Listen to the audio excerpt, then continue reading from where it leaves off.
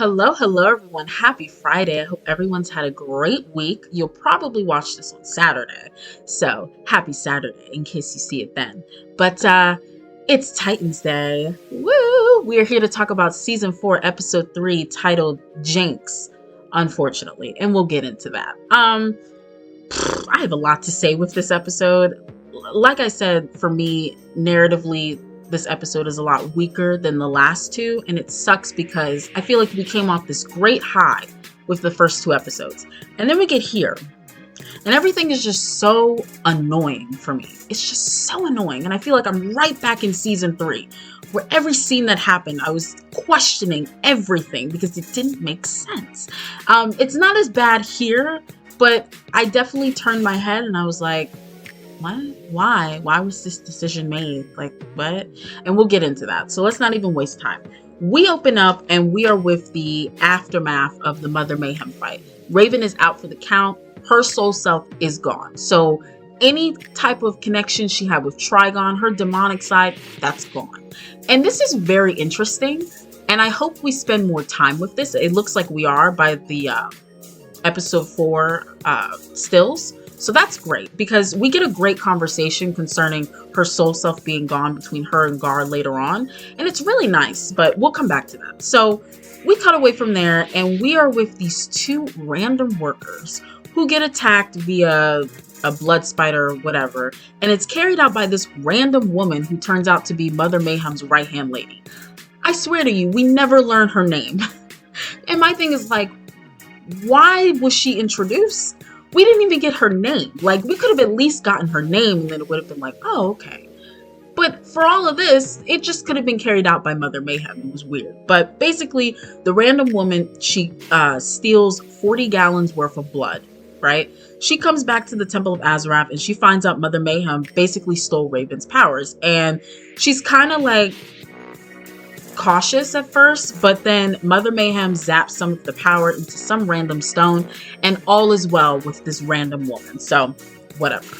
We cut back to the Titans. They are regrouping after the battle and here we go again. What did I say in my last video? I'm not a fan of the fight. I don't like when they attack one at a time. And then when they get their ass kicked, they're like totally shocked. It was just, ugh. So Connor is really taking this loss to heart. He is just so shocked that the Titans were completely mollywopped by Mother Mayhem in this fight. You know, he literally says, it's like we didn't stand a chance. Like, no duh. There was no game plan. And even though they were caught off guard, that's no excuse because she took out your two heavy hitters with ease. So why do you think after that, why is Dick the next viable option to go against her alone, mind you? You can literally see in the back shot, Kory is just walking. Gar is just walking. And it's like, hello, these are your heavy hitters. Come on.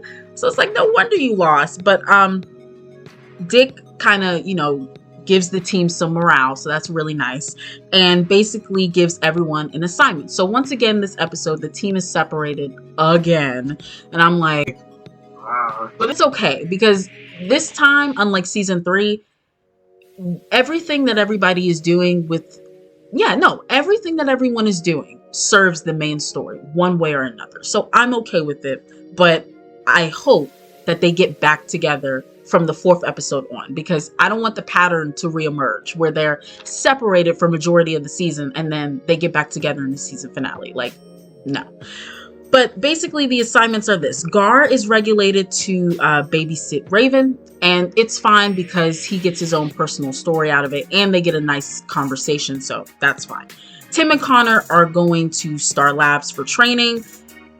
We'll talk about that. And Dick and Kory go off with each other to go retrieve Jinx because she's going to be someone who can help them.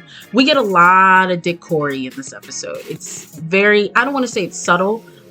It's not necessarily in your face, but it's there. And I really enjoyed it. So Connor, like I said, he takes this loss to heart. So he goes and tells Dick before he leaves. He's like, look. I can take her. I know I can do this. Next time I'll take her by myself. Connor, Did you not learn from Dick last season when, number one, he poisoned you and Crypto so he could go fight Jason alone? And number two, did you not learn from when, after he went to go do that, he got shot as a result? Connor. We'll come back to Connor. Okay. So we cut away from that. We are with Sebastian now. He's spreading his mother's ashes, and he gets a call from Mother Mayhem, who is masquerading as one of the investors from the last episode. So she tells him, as the investor, look, we want to pay, invest in your game. And he's super excited, and he gets lured back to the office. That'll come back into play later. Cut away from that. We're with Dick and Kory. They arrive at Bloodhaven Penitentiary to pick up Jinx. Now, my favorite moment with this scene happens before they even step out the car. Dick has a moment of vulnerability with Kory, which was so nice. So nice to see. He basically tells Kory that what happened with Raven really scared him. And I don't know a lot about magic. We got to figure out what's going on because this cannot happen again. That's basically Dick when he's talking with Kory. And I really like that we get to see Dick let his guard down, because throughout the first 3 seasons, he was just so wound up to the point where he didn't trust anyone on his team. And we had events like him poisoning Connor or him keeping secrets from the Titans every single season. So it's great that he's letting his guard down and admitting that he needs some help. He doesn't know what's going on. We need some assistance. It's just, I love it. I love the growth. But we see Jinx for the first time. She arrives and she escapes her cuffs rather easily, right? She takes her foot out of her shoe, and as soon as it hits the ground, it's a tornado. She's gone. My thing is, the officers say before she escapes that this woman has been in solitary since she got here. So why is it when she is outside, why are you not closer to her? Number one. Number two, were you not aware that she has magical abilities before she got to the prison? Because when Dick is yelling, don't let her foot touch the ground, nobody's moving. And I'm like, hello, tackle her or something. But whatever, it's not a big deal. We cut away from that. We are with Raven and Gar. They are in the RV eating some delicious looking pancakes. They look good as hell. But more importantly, Raven is really enjoying this newfound sense of feeling, light and airy, and most importantly, normal. She comments on how much she is loving these pancakes and how she can taste that in the maple syrup, and how she doesn't have to feel the pain of those around her 24/7. And I feel like, what a great thing to explore with Raven. Who is she without this dark presence that is Trigon, this demonic essence inside of her? Who is she? It's such a great thing to explore. And at one point she talks about how she kind of feels bad that she likes feeling normal because she feels like she has a responsibility as a Titan. And Gar asks a great question. He's like, well, is it your responsibility if it wasn't your choice to begin with? That's a great question. I feel like for Raven, this was part of her destiny, it feels like, to be a part of the Titans, to meet with Dick Grayson and to have this whole thing kick off. This was part of her destiny. So I feel like it's okay that she feels bad. It just leads to greater conversations. I love it. I love this entire scene. So Gar starts hearing voices again, and he darts out the van to go look. Raven follows him, and he ends up telling her about the visions and strange occurrences that's been happening with him since he got to Metropolis. And basically we learned that the voice is called Gar Skinwalker, which I wish we would have been able to hear that. But they call him Skinwalker, which means shapeshifter, and that's going to be important down the line. So we cut away from that, and we are with Tim, who is training with Connor via a VR helmet.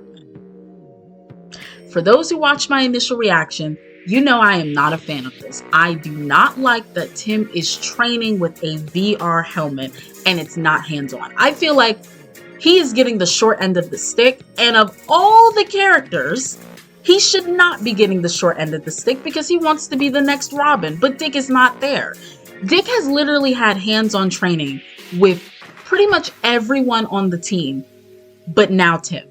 He trained Rose hands-on, and she was barely a member, barely.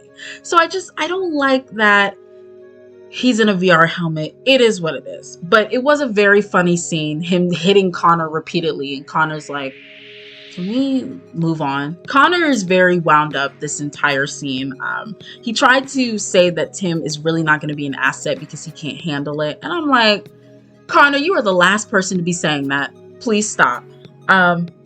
This scene, though, I don't know. This scene was kind of weird. Like, if everything that was going on in the episode, I felt the least connected to the moments where Tim and Connor were together, training or figuring out new leads in the case, because it just felt like it was a way to ensure that Bernard and Star Labs were still a part of the show, if that makes sense.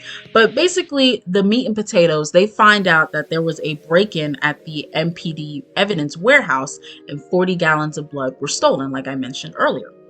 So we cut away from that and we are with Jinx, who, after she escapes, she goes to this safe where something is being held. She breaks into the safe, but Dick and Kory beat her to the punch.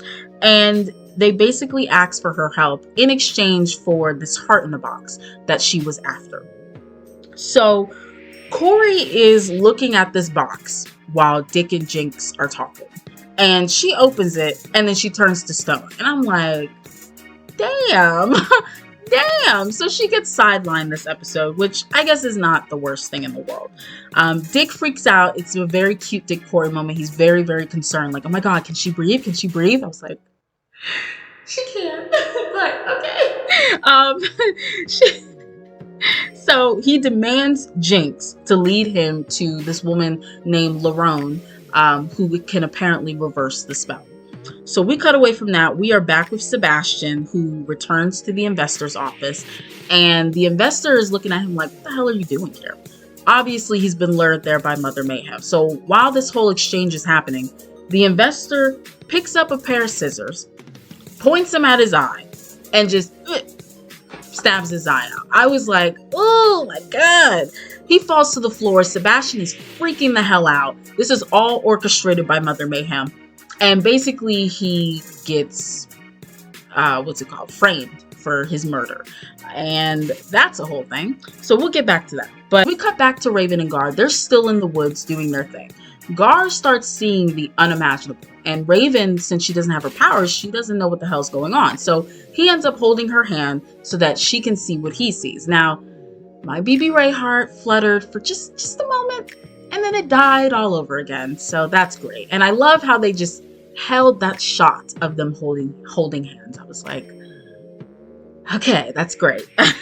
We cut away from there. We are back with Tim. Tim is still training, but Connor, in the meanwhile, is examining the CCTV footage from the break-in at the evidence warehouse. So he finds an occult symbol, and him and Bernard start looking.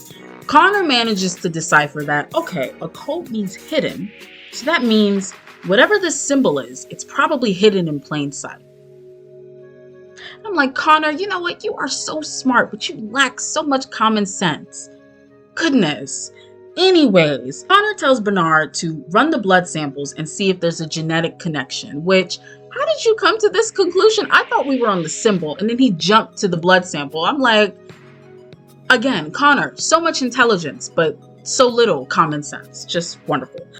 So we cut away from that. We're with Dick and Jinx. They are on their way to the club to see Loren, whatever her name is. We find out in this scene that Dick and Jinx used to sleep together. This is probably going to be a tangent. I know I said in my initial reaction that I wasn't mad, but I've had time to sit on it, and I'm a little ticked. I'm a little annoyed because it was just so unnecessary, tired, and predictable at this point. All you had to do was say that they worked together in Gotham. He used her for information. She double-crossed him at some point. Bada boom, bada bing, done.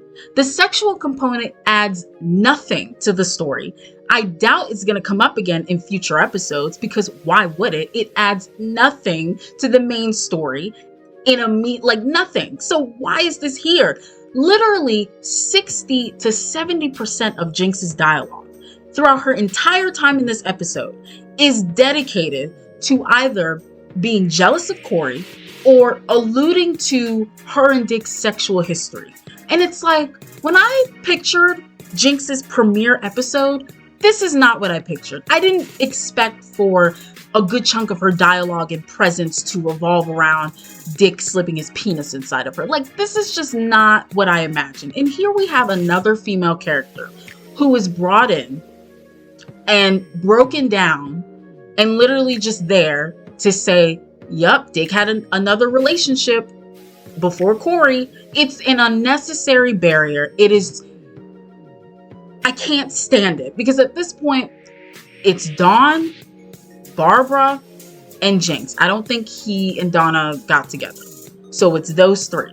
Dawn is the only one who has good writing behind her. I can't say anything on Jinx yet because this is her first episode. Barbara had shit writing. We didn't even explore who she was as a character. Her whole thing was wrapped around either being a terrible commissioner or her relationship with Dick. That's it. We didn't get to explore who she was outside of that. I hope that's not the case with Jinx, but it's looking like it, because why is this a part of her premiere appearance on the show?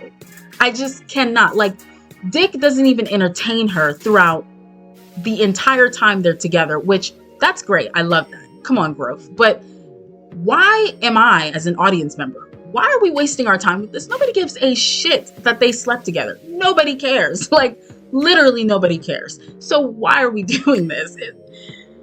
Oh my God, I hate it. But they arrive at the club. It's a $200 fee. Dick pulls out the card with no hesitation, because anything for his girl Kory, and they get in the club. So we cut away from that. We're with Kory. She's having this intense vision while she's in stealth. It takes place in the diner from season 2, so great callback. But we meet this woman named Zadira, who turned out to be Kory's old trainer. And basically during this scene, she hints at Kory being the key to everything. She hints at Kory's destiny and how Dick is a part of it, how she's going to be a warrior. We get great tidbits about Kory's life on Tamaran. Wonderful, wonderful, wonderful, right? Except for me, this scene does not play out in the way that I would have liked it to. It's not as impactful because all of this information that Kory is getting is being given to her by a woman we have never spent time with, nor seen, nor been mentioned until this very scene. If it had been carried out by Blackfire or Fade, then I would have been more receptive. I would have understood them telling her about her being the key to everything and her destiny and whatever, especially if it were carried out by someone who piqued the vibes and the love between Kory and Dick, like Blackfire. I would have been okay with that. But the fact that we get this random woman, I'm good.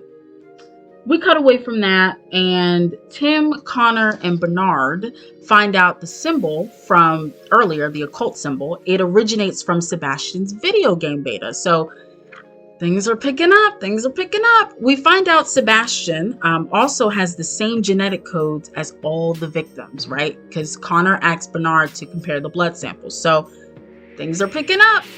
We cut away from there. Dick and Jinx are in the club. They get Lorraine's attention with the heart in the box. Dick meets with Lorraine alone and asks her to remove the spell. And she says no. And basically she, in her language, tells the people to kill him. So we get a killer fight scene. Dick in this scene, marvelous. He's more acrobatic, which, yes, please. So I really enjoyed this scene. Then after he defeats her henchmen or whatever, Dick and Lorraine fight. It was the funniest fight I've ever seen on this show. I will certainly have a clip here because so they fight and she finally starts using magic, whips out 4 knives, throws it at him. He dodges all 4, gets up and fucking kicks her in the neck, and she just like to the floor. It was so funny. Like it wasn't supposed to be as funny as it was, but like the way that she felt in the quickness, it was just too much. I was like, Dick, you are funny and you didn't even mean to be funny. But we cut away from there, and meanwhile, while all of this is going on, Jinx is in the back going after the real prize. So we find out, okay, after all this bullshit, that she could have reversed the spell the entire time. So she just did this to waste our time and Dick's time so she could go after a greater prize. It turns out that Jinx has a death mark, which I thought would be something a little more magical, but no, she's just in debt $5 million. So Dick, no hesitation, gives her $5 million, sets up a wire transfer, and he's like, the funds will be there after you help Kory and after you help my team. So they go back to Kory. Jinx frees her, and Kory is of course ticked off, and she's like, you ever pull this shit again, it's me and you. And I'm like, period, Kory, because why are you wasting our time? Anyways, we go away from there. Connor and Tim are at the crime scene. I don't know how they got in, but they're at the crime scene with where the investor stabbed his eyes out. And Connor tells Dick about their findings concerning Sebastian. So Sebastian ends up getting arrested, of course. And while he's on the phone with Dick, Connor tells him, look, I can stop Mother Mayhem at the station. I can do this. And Dick is like, no, our only objective is to get Sebastian, like, get a grip. And that's me. It's like, Connor, get a grip. Like, how did you not learn from last season? We cut away from that. We are in the interrogation room, and Mother Mayhem visits Sebastian. I don't know how she got in there, but magic, so it's fine. She is saying all the right things to him and almost gets him to say Azarath, Metrion, Zinthos. But before he can say the last word, Connor busts in, grabs this man pretty much by his neck. He's like this, and like carries him out like this. I'm like, Connor, you could have killed him. Like, Connor has x-ray vision, so you intentionally said, let me just grab him like this and yank him out of this building. Connor. it was a little funny, but it was also like, Connor, get it together. So Connor yanks him out, and him and Dick and Sebastian are now on their way. I wasn't expecting this. I was not expecting them to get to Sebastian, so I'm very excited for the next couple episodes. Cut away from there, and Gar and Raven are now at the tree that we saw in Gar's vision from like episode 2, and it turns out the stuff that was dangling from the tree were dead animals. And basically Gar says, when the blood moon is full, the world will follow you. So things are building. They look off, and the episode just kind of ends abruptly, but it's a transition into episode 4, which is going to be heavily about Gar because Ryan co-wrote that. So that's the end of the episode. So that was great. This episode was definitely a downgrade. It wasn't the worst thing ever. I think my rating, I want to give it a 6, but I'm going to keep it at a 6.5. I think there were some lovely moments in this episode that kind of helped me keep going and laugh and just have a good time. So, you know, it's not on the level of season 3, but they need to get it together because, y'all, come on. We were on such a great road, and then we just, into episode 3, and it's like, okay, I guess. I think that's all I have to say. I laid out my thoughts, I thought, pretty okay. But what did you guys think of the episode? Let me know, or don't. But either way, thank you for listening. Thank you for watching. I'll catch you guys later. Bye.